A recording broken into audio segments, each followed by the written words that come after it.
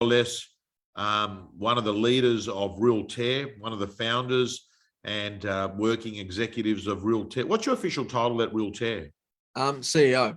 CEO. So you got a CEO and co-founder. I call myself CEO and co-founder. How many auctions are you doing a month at the moment, Peter?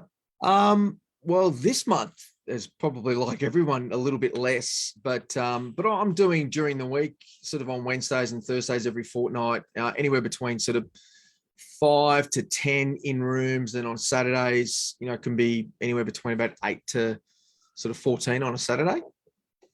Okay. So, and what are you seeing in the marketplace and the results in your auction business?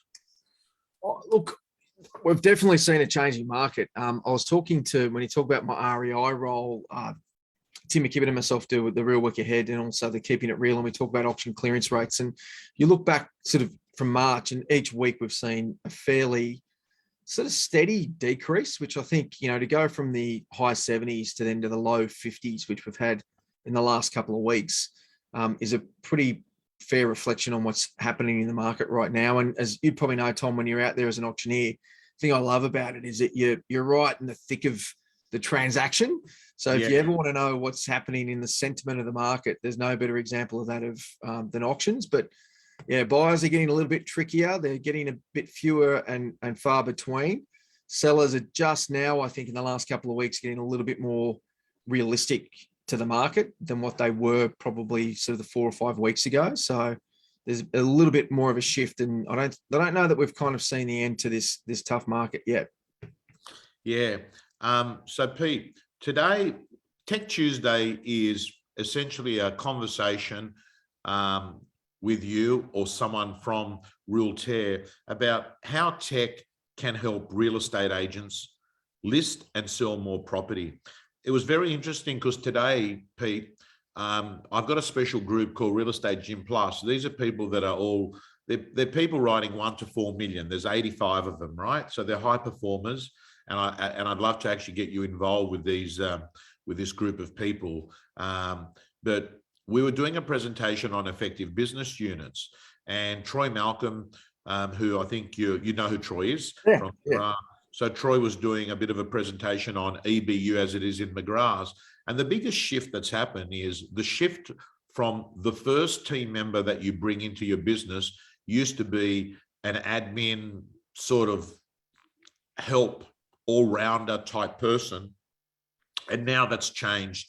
And that is purely a prospector, right? Someone that's going to get you into more doors. And Troy said, and I know that McGrath's are a Realtair client, and he said technology has meant that they can actually bypass the admin person because the tech can actually help the agent be very efficient and move straight into hiring that lead generator, buyer manager that's going to actually make you more money. I'd love today, we've got about 7, 8 questions, and I'd love people. Today's called, ask Pete and Tom anything you want. I'd love to get your views on that. Do you believe tech, Pete, is allowing real estate agents now to make more money without having admin staff? Yeah, look, Tom, I'm biasly an advocate of that, but we started Realtair with efficiencies in mind, and as you can probably, as your customers would know, and any agent watching this, is that if you're going to grow your business, you've got to look at not just what your output is, but you got to look at what your inputs are. You've got to be careful about costs, and particularly when you're an agent that gets to that certain level where you say, I need help.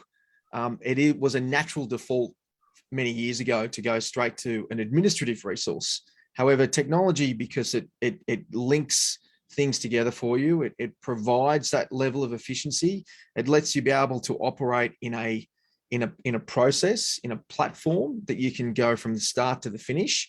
It actually does change that resource that you would put on, because a lot of the administration is absorbed in the either the automation or the timing or the actual integration of that technology. And that just means that an agent can now look at recruiting a resource that's going to add value to their revenue, to their top line. And that's what technology does. And that's one of the things that we focus on at Realtair. It's just all about providing better value in that space. Okay, beautiful. So, Pete, the biggest client that I actually do training with and for, and I have been for 3 years, is a client on the Gold Coast called Koloshi, right? And last week we were doing a session with them, and their strategy is very clear. They are doubling down on options in this changing market, whereas many people are turning around and saying, I'm not getting the result. I feel embarrassed seeing my owner. It's not being sold. And then what happens, Pete, is they get a bit embarrassed, and then they start going to the next set of listing presentations, and they don't push auction as much because they haven't had a good experience. But what's happening with Koloshi, they're saying no, unless there's a deadline, properties just linger on. And if they do sell, there's a very high rescission rate with private treaties. Josh Tesselin told me a few Mondays ago, he walked in on a Monday morning and had 5 rescissions. Like we're talking about, I don't know what his average fee is, but in that morning, Monday morning, $100,000 worth of sales crashed. You got to sell them again, yet you get paid once only. You got to do the same amount of work. What factors do you are looking at now when you're recommending sale to a vendor? What do you think, Pete, at the moment? Like, you're an auctioneer, you've got tech that enables auctions, but you've also got tech that enables private sales, so you can be pretty non-biased here. What do you reckon in this changing market? What should you be recommending as a sale method to vendors? I've 32 years in this game, Tom, and as you know, following your footsteps in Bankstown, one of the things that I was taught was to list auctions, and the reason for that is that auctions had a deadline, as you spoke of before, forces a decision. It allows a vendor to market the property effectively without having price as a barrier, and for the vendor to understand exactly what the market's view of their property is. And most people are very happy to accept the rise in prices. It's very hard for a seller to understand that the market has come back, but there's no better way to create that than to remove the price, impose a deadline, and then for an agent to work with that seller and educate them on what buyers genuinely think about their property. Because what you don't want is your property to be, ignored by the market because of the price that you've put on it. So I'd be saying to every agent that has been doing auctions are not about just sort of having there as to get the best price in the best market. They're about getting the best price in any market. And for all those factors that we talked about, and as you would know too, Tom, like in the recessionary times when you were out in the field and so was I, the thing was that we pushed auctions because of all those reasons, but also the fact that you'd have a much shorter days on market. And the thing that we've been very fortunate, I think, in the last few months, in the last probably couple of years, really, is that we've had a very, very short days on market because we've had a lot of activity. Well, that days on market is definitely going to impact businesses. And the fact that there's so few listings out there at the moment and not as many buyers, you really just don't want price to be an objection. So to me, auction is always going to be the first type of method of sale that I'll be putting to any seller in any market, to be frank. I think, Pete, the other thing I've noticed about good agents is they're not getting despondent on auction day in this market if it doesn't sell, because they've worked long enough to know that your success rate with auctions actually doesn't change in a changing market. The clearance rate changes if you use the day of the auction as the final whistle of the game. But I think a lot of the agents that have been around a while, they actually have 2 weeks post-auction as the sort of the referee blowing the whistle and say, let's have a look. What has success looked like? And I think, I don't have the data on me right now, but I've seen lots of data in the past, Peter, that showed that the only thing that happens in a changing market is that the proportion of properties that were being sold prior or on the day actually shift to selling after. But but they sell after for a lot of reasons. Firstly, the price has sort of got to a level where they're going to sell. Sometimes buyers get identified, they just don't get their act together enough quickly enough to do the deal, or there's a buyer negotiation that goes on for 48 hours after the auction. So what you're saying is, hey, nothing's changed. Auction is still the method that is going to achieve people the best result. Yeah, without doubt, Tom. And, for the same things that you've just echoed there.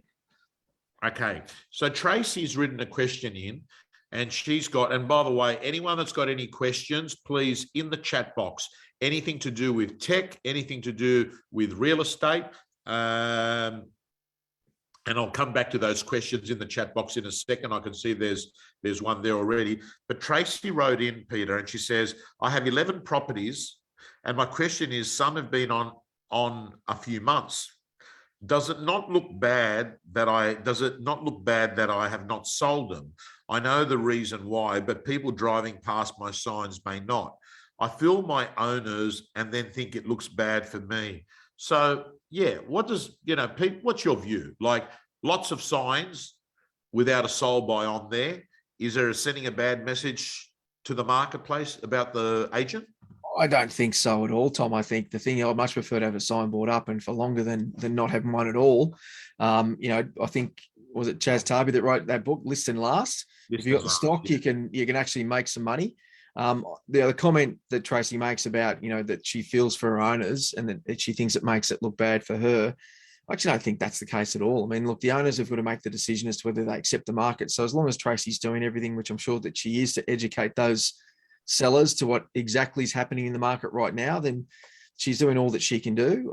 The only thing that she might want to consider doing, if she's concerned about the fact that the boards are up for a long period of time, is maybe changing the boards. Like, that's a really simple, easy and effective thing to do.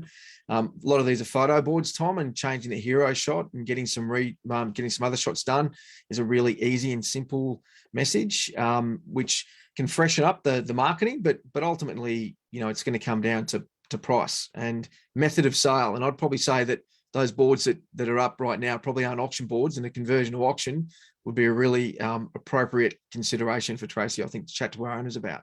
Yeah, because I was going to say, the other thing we spoke about with Kaloshi is the agent that's got the auctions gets the sold sign, and the sold sign gets more listing inquiry, because all of a sudden vendors aren't looking for any agent. They're looking for the agent that's getting stuff sold. Whereas last year, Pete, a lot of vendors would say, really, it makes no difference. It's going to sell, right? Yeah. There's fear of missing out. It makes no difference who I go with.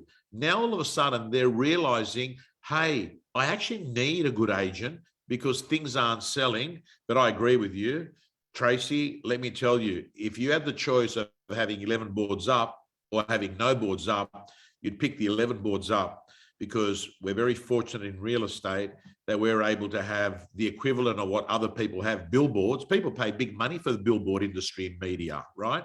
That was a very big competitor of News Corp when print was strong. That was one of the competitors. It was billboard advertising, and we get the luxury in real estate to have that for free. The only other industry is politicians. They get to do it for 6 weeks leading up to an election. And break all the local rules in the process. Exactly right. Exactly right. Pete, there's another question that's come in, and that is, what is the sentiment among agents at the moment?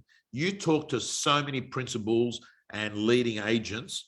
At the moment, what are they feeling? Like, there is headwinds. There's no question about it. Yeah, it's interesting. So with with my REI New South Wales role, Tom, we've done 18 roadshows this year. So that's going to, major regional centres, coastal towns, all those sort of things. It's been great to be able to meet members and just sort of talk about what's happening in the marketplace, but also kind of share what's. So how does that work, Peter? Do you go to a venue, and is it a training session, or is it a sit down? Yeah, we do CPDs, Tom. So we've got a little bit of a brief on the REI. We do a couple of different training sessions, but we also deliver the CPD training. So we do both Class 1 and Class 2 licenses. And what's interesting, you talk about sentiment. Like, there's a lot of confidence in the regional areas and in the coastal market still, because I think that there's a lot more vibrancy in the market. In some of the, I guess the Sydney market, to be frank, there's probably a little bit more of a concern from agents about what it is that where the market is going to head.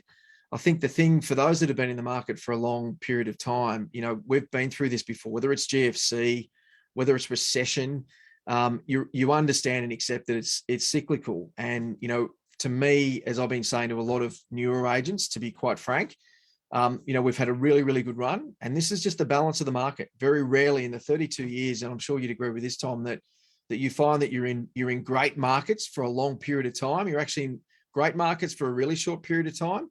You're in normal markets for the most of the time. And I think whilst we haven't hit that normal market just yet, we will hit a very normal market. And I think we'll come back to seasonality. And the best thing about that is when we're needed most, and it's where we can demonstrate the value to our customers. And, I guess in that too is in the utilization of technology, is demonstrate the value, not just to our seller, but also the transparency and the way that we have changed the way that we transact to buyers in the marketplace as well. Okay, well said. So the next question is, how can agents work smarter? I mean, we could sit here from 9 to 5 and go through every aspect of real estate and throw in there, but it's a very broad-based question. How can agents work smarter? What are the first things that come? Like, what do you think is low-hanging fruit, Peter, to make an agent work smarter? What are like simple things that you can get an effect straight away? Yeah, look, without doubt, the first thing that any agent can do if they don't have a lot of stock is to prospect for it and get a solid prospecting plan in place. And I think that's a combination of traditional methods as well as, new digital methods.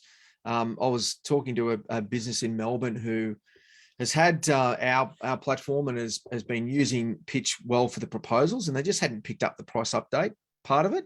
So they had a session on prospecting. They've done 2 sessions internally, and we went down and we did one for them, and I did a little presentation for them as well. What's been great to see, Tom, is it takes them 2 minutes to put it together. They get feedback automatically, and they've got some of those customers that have looked at that, 8, 9, and 10 times. A simple update that's relating directly to that property is a really easy and effective way to work smarter, because it's not just about ordering more letterbox drops, which is part of the process, but it's a spray and pray. Actually talking to your customers and giving them information that's relevant to them, and it's going to be interesting for them enough that they will view it more than once. And the best thing about that is that how often they are viewing it. You can determine when it is going to be that you're going to make those telephone calls. And I think in a stock tight environment like we've got, to me, that's just an absolute no-brainer. Yeah. Yesterday I was in Brisbane, and one of the clients, I think her name was Danielle, absolutely loves Pitch. Danielle Wiseman, does that ring a bell? Very strong agent. You said Brisbane, was it? Brisbane, yeah.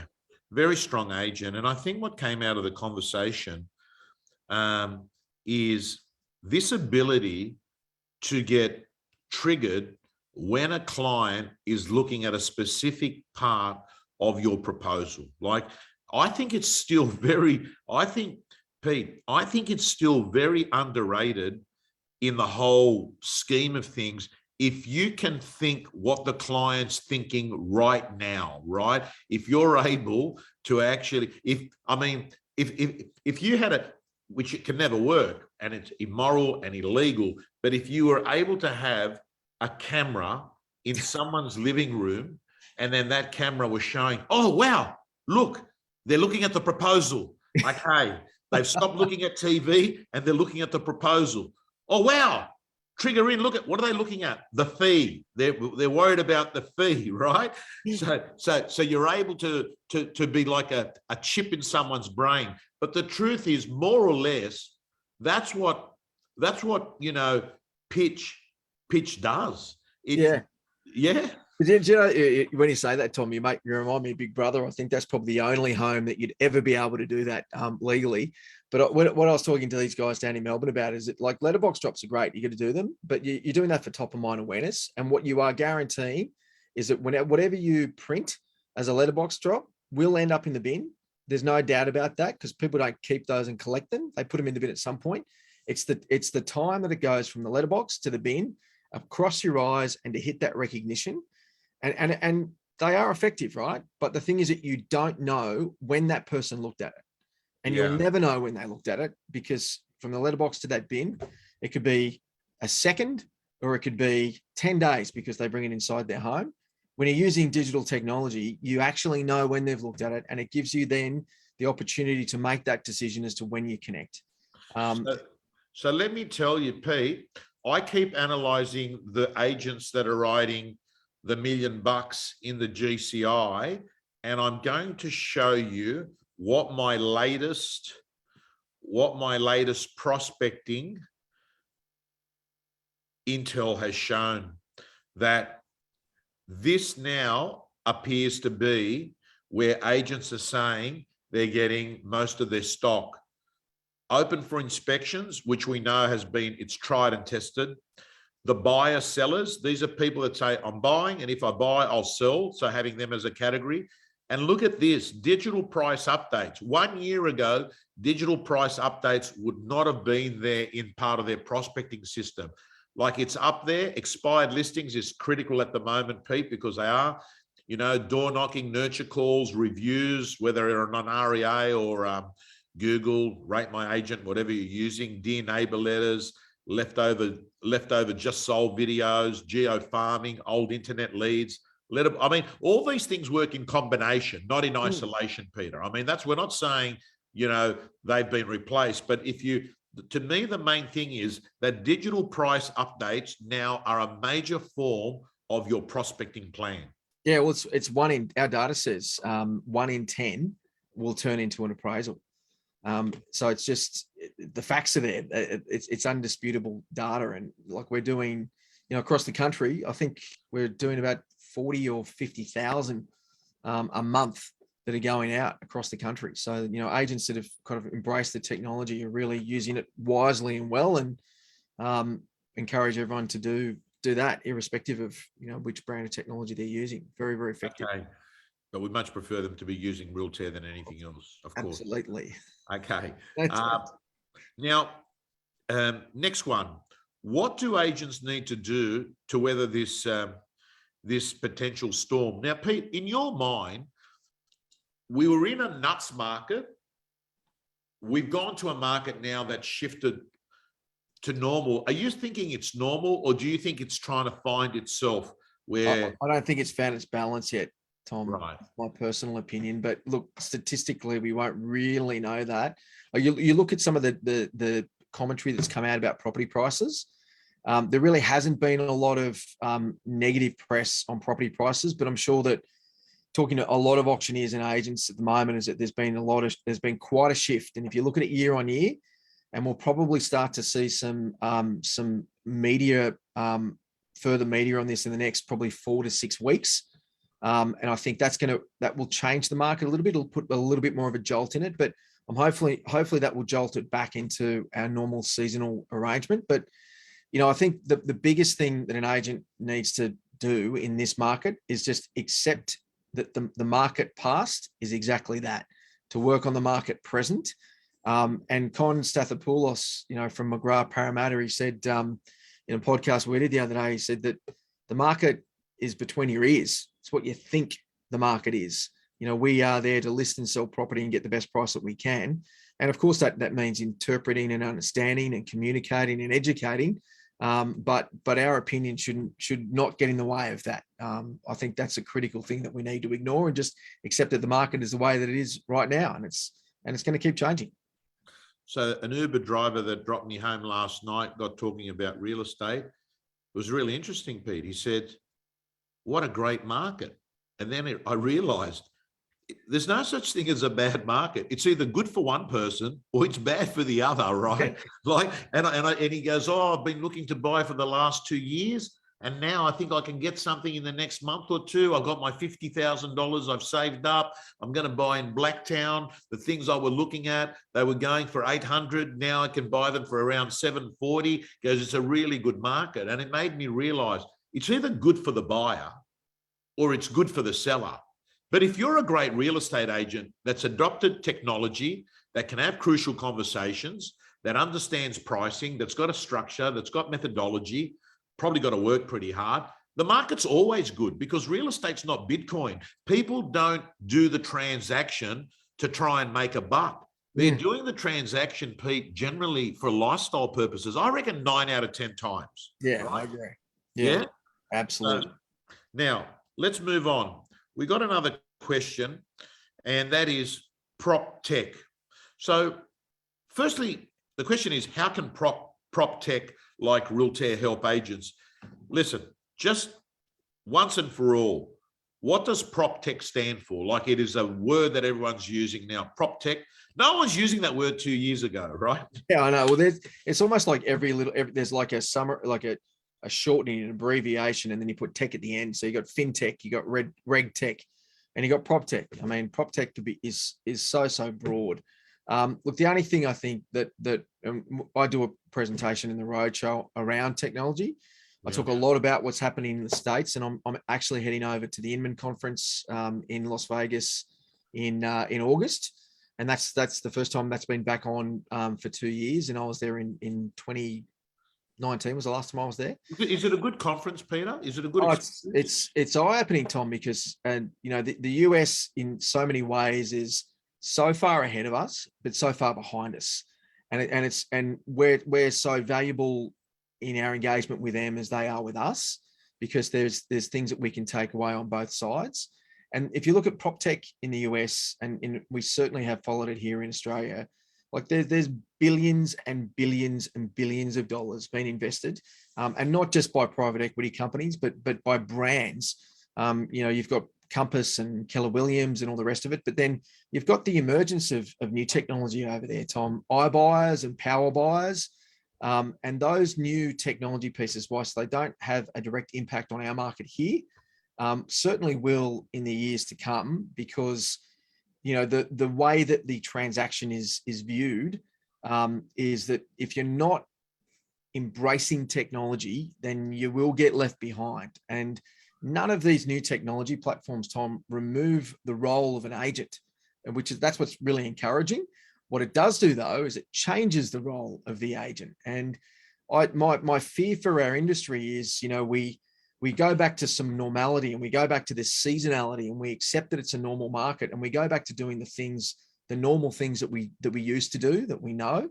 And I think if we do, those agents that regress are going to find themselves in real difficulty, because the smarter agents, and certainly the new generation of agents, but also the consumer's expectation, is that tech plays a big role in the way that you would engage with them, either on the buying or the selling side, and in any market, positive or negative.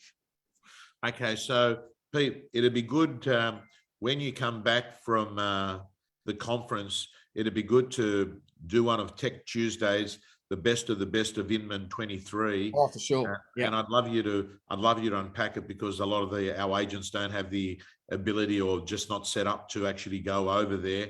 Are we talking like, does that get hundreds of people or thousands of people? Oh, thousands. It's in Vegas, because it used to be in San Francisco. They have two conferences. So there's one used to be in San Francisco, and that was always the tech-based one. And then they had New York, which is then more about the prestige side of things. And they had to move it to Vegas because there weren't hotels big enough in San Francisco to. So there must be. I was talking to Konstanthopoulos yesterday. He's going. Yeah. So there is a bit of an Australian contingent going. There always is, and it's always really strong leaders, as it turns out, that end up making that trip, because they've got a really deep curiosity as to how they can improve what they do, looking at what's happening in the US. And as I said, there's stuff that's not overly relevant for us, but there's some other stuff that has definitely impacted the way that we engage today. And I would just say that it's something that we're heavily influenced by. And as I said to everybody on the road shows, the difference between companies coming here is that they don't need to get on a plane or a ship to land on our shores. Technology has no geography. If it is appropriate, it's a global technology platform. So that's why I guess thinking that technology doesn't play a role in your future as an agent is a really grave mistake. Okay. So Pete, a couple of more questions that have come in from the audience. Sid says, what's your view on real estate data provider insights? How do you choose the right one between CoreLogic, Real Estate, CMA, and Price Finder? Which one of your opinion is at the forefront and ahead, accurate, collecting data? Well, Pete, it might be a difficult one for you to answer because I was going to say, every one of those companies there, he's just read out, has an API with Realtair or we Realtair. do. We integrate with all those partners, Tom. I think the thing is that data and data analysis, you can have different people conclude different things from the same set of data, really, and it might be prejudiced by what their expected outcome is.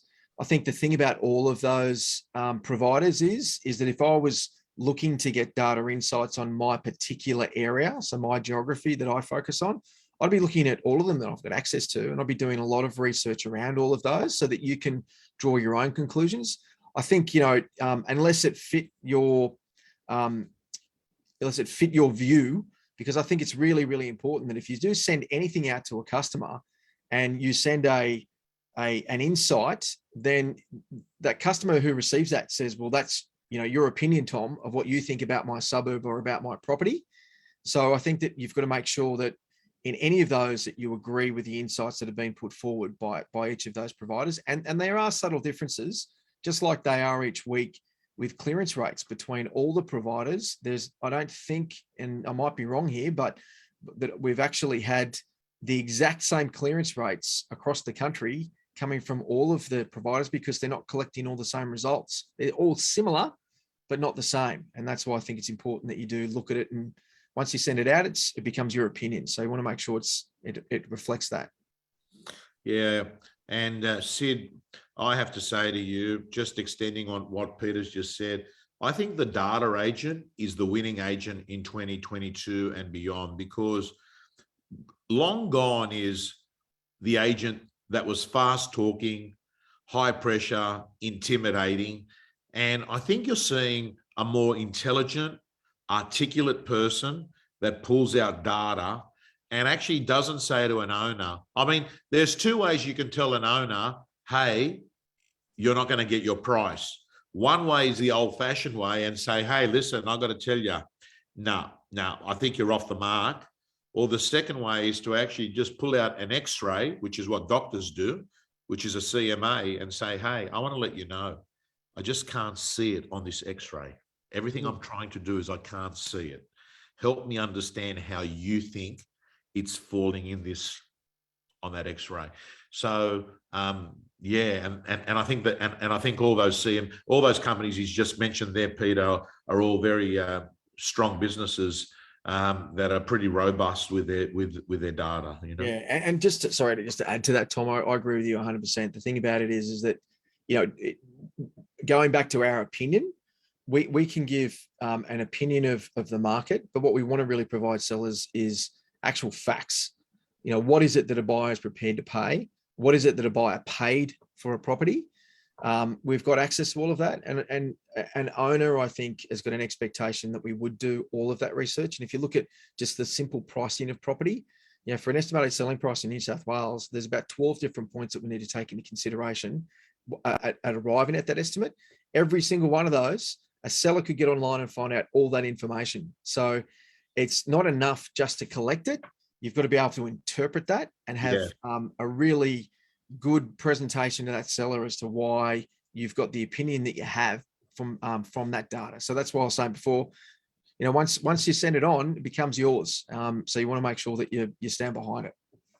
So Richard Edmondson has brought up a very good question, and that is, any advice on how to transition from private treaty to auctions smoothly after you've had the price advertised? Because there is a bunch of agents now that are saying, hey, I totally get it.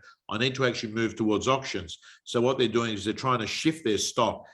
Pete, any intelligent ways that you can actually approach a vendor and make the shift? He's got what conversation dialogue would you have with the owners? This is, I don't think, anything new. And I guess the stuff that we were told and taught very, very early in the piece number one is that if you feel that that's the right thing, having an honest, open conversation. I always, if I was making an appointment with a seller, I'd let them know what I want to talk to them about. Have an agenda with that meeting, and one of those is to talk about what their thoughts are about how things are proceeding with the sale at the moment, what things that we could look to do differently. And then I think once we've had that conversation is to then say, well, look, here's some options and let's talk through what they are, and to not present auction as a strategy, to not present all of the options, in fact, to a seller so that you can make sure that they've got access to all those different options.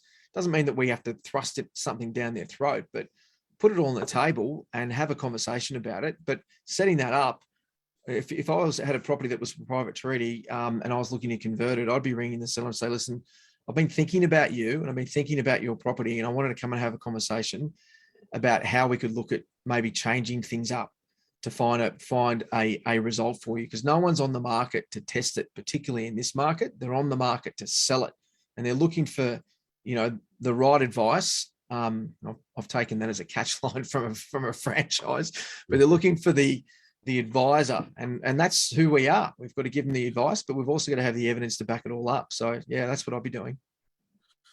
And Pete, I have a lot of clients that are telling me one of their systems to getting clients thinking auction as a method is getting them to watch some of the Realtair auctions that go off in your area. I mean, nothing is more powerful than a story, a narrative, seeing a case study with your own eyes that does well in a market that's lost its urgency. But to see, and you know it, Peter, you're seeing it every week, there's always one property that ends up having 4 to 6 people and a very happy seller at the end. Normally, it appears to be right at the moment, properties that are beautifully renovated and executed flawlessly. And the main reason, I suppose, is a lot of buyers have said, I'll spend the money on the home because renovation and building and labor costs are so expensive. So they're actually going hard,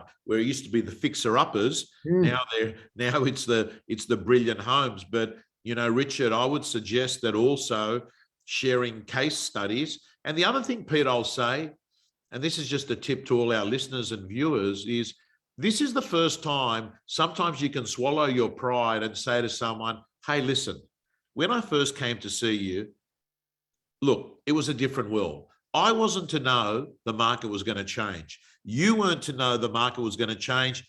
Even the Reserve Bank didn't know the market was going to change. And that's why they told everyone that rates weren't going to go up till 2024. No one was to know. It has happened very quickly. And what I'd like to do is to see how open-minded you'd be to actually see what we're doing to combat this change in marketplace very quickly, and how we can eliminate price in the discussion.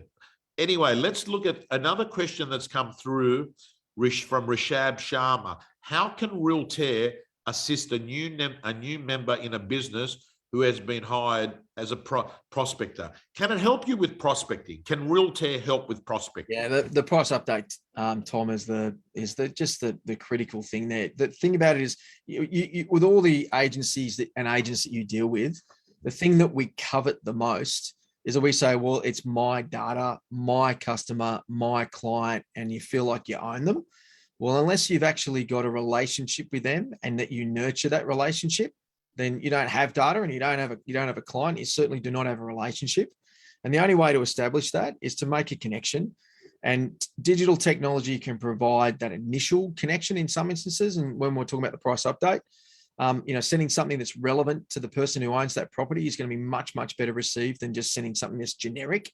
But then following that up with a phone call to just understand what they thought about it, and getting their permission to continue to send it to them, then that's something that a new agent or an assistant agent can do to dramatically impact an agent's opportunities, and ultimately have a positive impact on their gross commission revenue, without doubt. That already exists today, and it's a really simple, effective, and easy tool to use. Okay, brilliant. Now, and again, please, let's not forget, everyone, the the digital introduction, which we haven't spoke about today, continues to be, I call it persuasion. You're persuading people prior to the event, right? And I actually think we do that in sales. We prime people, right? It's no longer, remember the old days, Pete. Remember when you used to come and visit me and George in Marrickville when you had a head office role at Ray White? We used to take an ad in the yellow pages. And I've got to tell you, it was a good investment. So what used to happen is you'd get all these people call you up, yellow pages, go in there. It was 000. They knew nothing about you. And the person who had the best pitch, best story, best connection with people won the business. But in 2022, a lot of the listing decision is actually made before the listing appointment. Yeah, 100%. You agree with that? Oh, absolutely. I mean, like, can you imagine, like, if you were going to sell a property today and you were going to go and check out an agent, you'd check them out with your fingertips before you do anything else. Then when you actually physically you engage with them, you'd look at how they handle you as a prospective buyer to determine whether you'd want them to represent you as a seller. And one of the things that I think that, I talk about it and again in our roadshows, is talking about transparency. Like, transparency, particularly in the way that we engage with buyers, has never been more critical. You look at the market that we're in now. How do you get buyers engaged? We started using, I don't know if you probably remember in the early days, Tom, when we had Auction Now Realtair Sell, where we had a QR code. We still do. And that QR code was there to send to a customer, put on display at the open, and you say, if you want to register for the auction, just hit the QR code, you put your details in, and you can then, a registration can go through. The really, really smart digital agents have actually changed the game with this, now that there's the ability to manage offers through the Realtair Sell platform, where they put that on display, and they actually they don't say to people, if you want to register, they say, this is the way that we will engage with you if you have an interest in the property. You scan the QR code, you declare your interest on the property by following it, and any change that happens in the property, whether it's a change in status or it's an offer that we receive, you will be updated automatically, and we won't miss you. And the great thing for that is that it qualifies the buyers. It lets you understand whether a buyer is interested or not. It removes the coyness of the way. I don't even know if that's a word, but buyers have been very coy in the market at the moment, where they're going, oh, well, I'll let you know if I'm interested in all this kind of stuff. So they're not, as you mentioned before, there's a lack of urgency. Well, you create urgency by having a process that forces buyers, if they're interested, just to log their details. And once you've got them, the best thing about that is that you can communicate with one button to send out to all of them to say, we've got an offer on this property. Or you've got one button to say, don't forget, we've got the auction. And you've got, most importantly in all of that, you've actually got a consistent process that you control, but you also have all of that correspondence, because it happens inside of the Realtair system, but it goes out via your email. And if they respond to that email, it pops back into the Realtair system. You can chat with them from there. So all that correspondence is all held in one spot. And we've had a lot of agents that have found success with that, Tom, where they're very, very, very focused on making sure they control the process and don't let buyers control them. And that's been really, really effective in their clearance rates. Yeah, well said. Pete, thank you so much. Again, Pete's got a mission, and that is, yes, he wants Realtair to be a great business, but what's driving him is helping real estate agents just be a lot better, doing more with less, using technology as the enabler. If you are not a Realtair client, realtair.com.au, that's it. That's the easiest one. You can go to realtair.com. Realtair.com, go straight to realtair.com. And the good news is that they run on a Thursday a webinar, which gives you a real taste of like the various products that they've got. My clients absolutely adore it. I did an auction on the weekend with a client, and I thought they were technically illiterate, but they were using the Realtair sign on glass, Melrose Agents, which is previously Badger Fox, Right. a client of yours. So guys, reach out. I want to thank everyone for joining us. Pete, thank you again.